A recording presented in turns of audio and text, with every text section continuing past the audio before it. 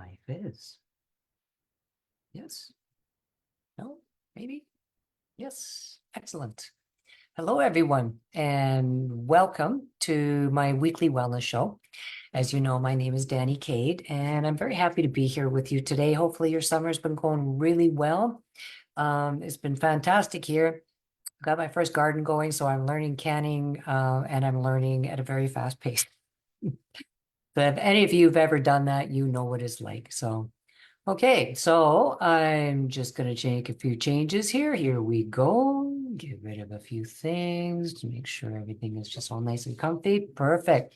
So again, welcome to my weekly wellness discovery show. And really for you to be able to have a nice, long lasting life where you look good and feel good is by being educated on all the natural ways that you can have better health too.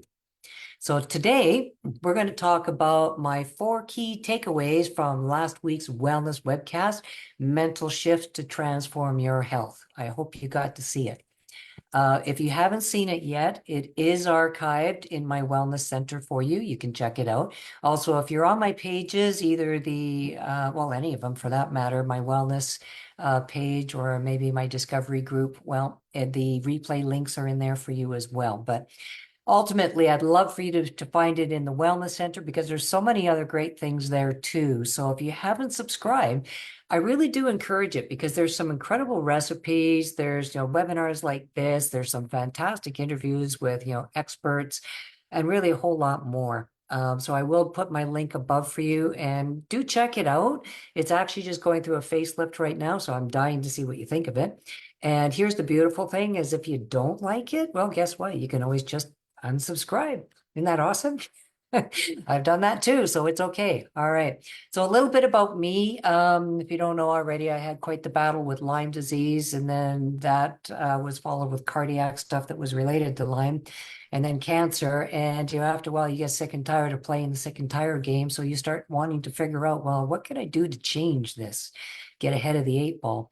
And really, for the last few decades, I've been learning nonstop how to live better, healthier, longer, have more energy, all those great things.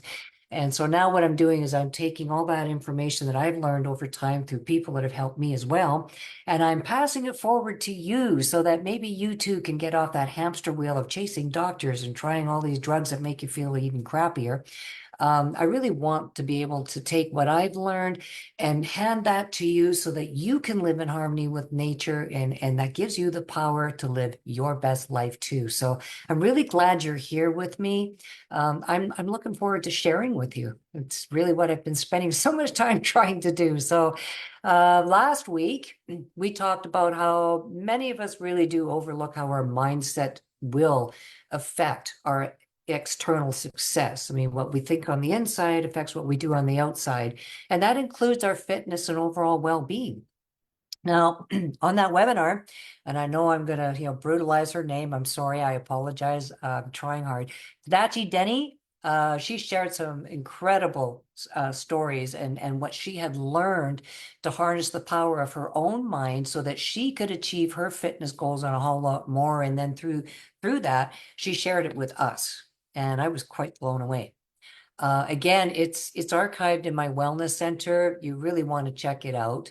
I'm going to share with you a little bit in a minute here as to what she shared with us, but it was amazing. She packed it with all kinds of wisdom on how we can use this to transform our health and our life in general. And it only makes sense. And so again, I want to share the 4 takeaways from her story in just a minute here, but let's just have a listen to what she had to say. Oh, no, not yet. Sorry. We're going to do that in a minute. Okay. Her breaking point. I'm sorry, I've got my slides mixed up. One of the things she's going to share is her breaking point. And I understand this one personally. She shared what it was like as a child being overweight and, how the kids bullied her all the time. And there was finally a turning point where enough was enough. And she realized that it was going to take her mindset to break free of her regular habits so that she could get out of this predicament that she was in. I grew up facing health and weight challenges.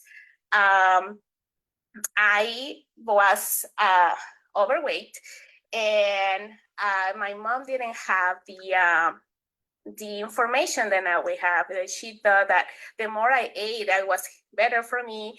Or even right now as an adult, like I'm here and she wants to feed me. She, in her mind, like the more you eat, the more healthy you are. So I grew up as a chubby girl, and I was victim of bullying. I struggled a lot.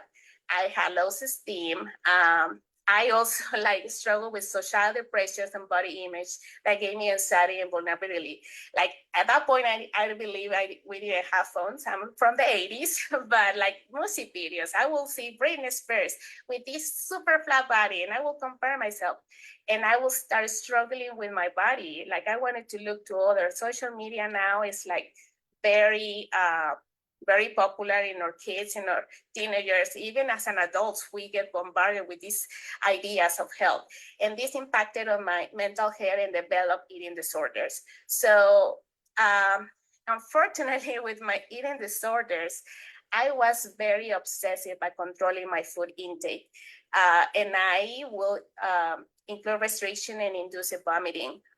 It's very like weird because now at my parents' house and I'm explaining this and remembering this, is like I will like be so hard on myself. Like I will like if I will eat something, I will like even go to the mirror and like start giving myself this awful talk. Like, what did you do? Why did you eat this?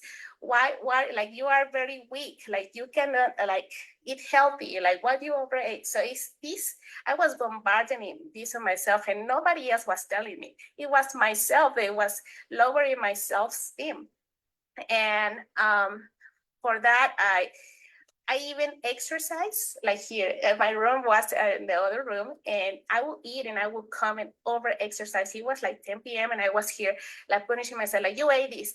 It was like a war in my head. It was very, very bad. I also dance ballet at that point. I actually dance ballet now.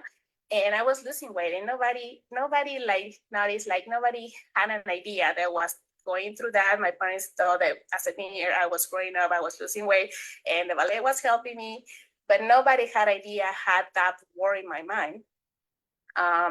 So it's very important to be aware of what you are telling yourself.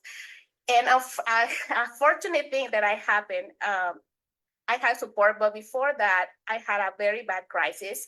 I suffered of severe physical collapse and temporary blindness. So I was upstairs in my parents' living dining room. I was setting the table, and I was doing this crazy stuff. I was vomiting. I was barely eating, and I fainted. So I remember telling my mother, "Mom, I'm gonna faint because you feel that you have that feeling."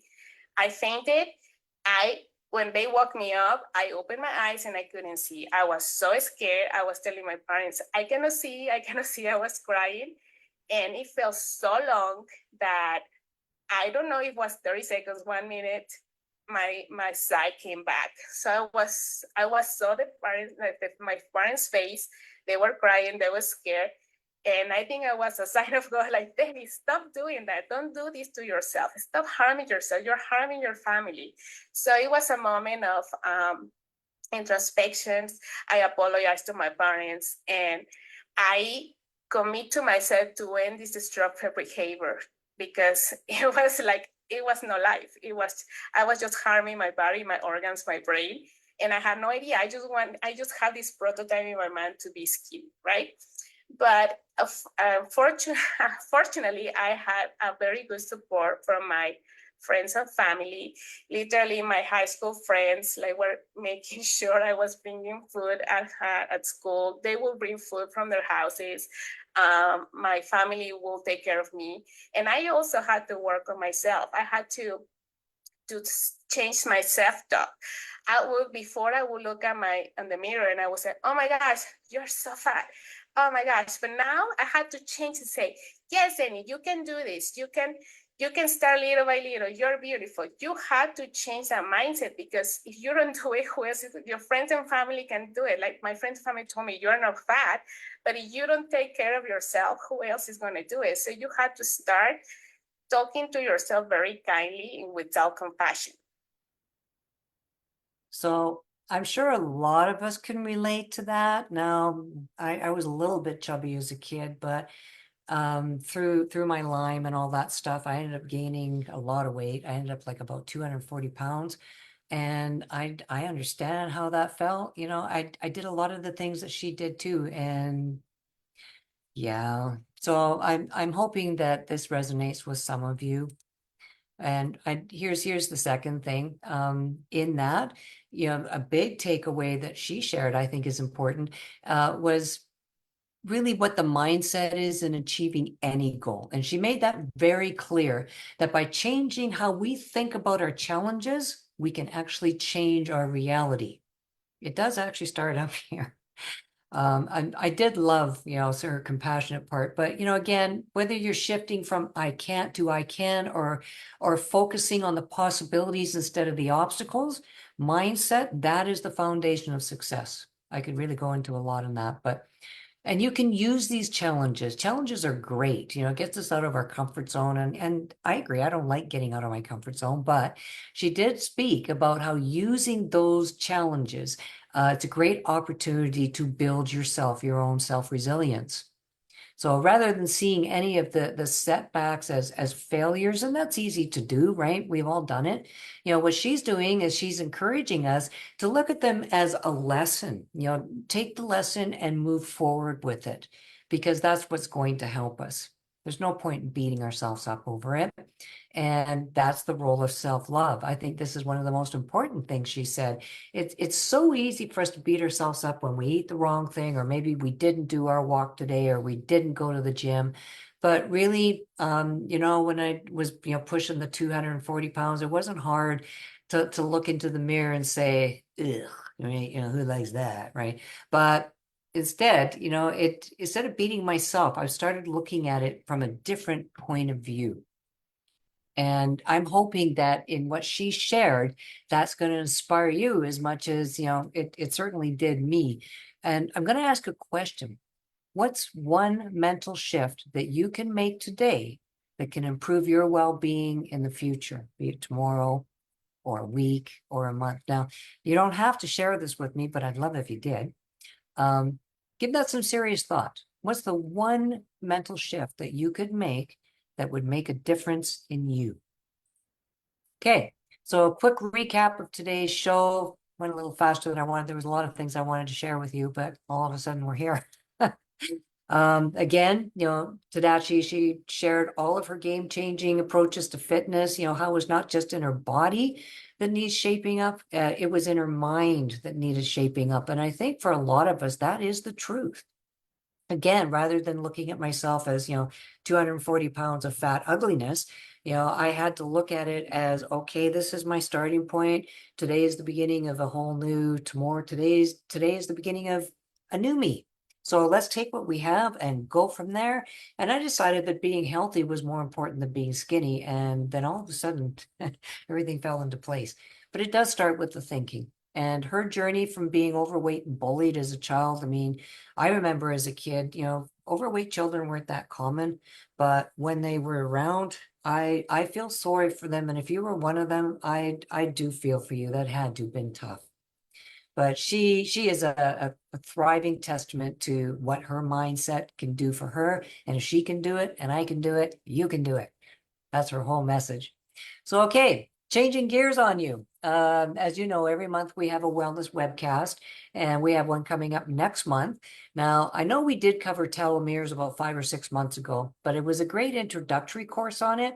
My personal preference is this would have come right behind it, but for whatever reasons, we're going to do it now, and that's okay.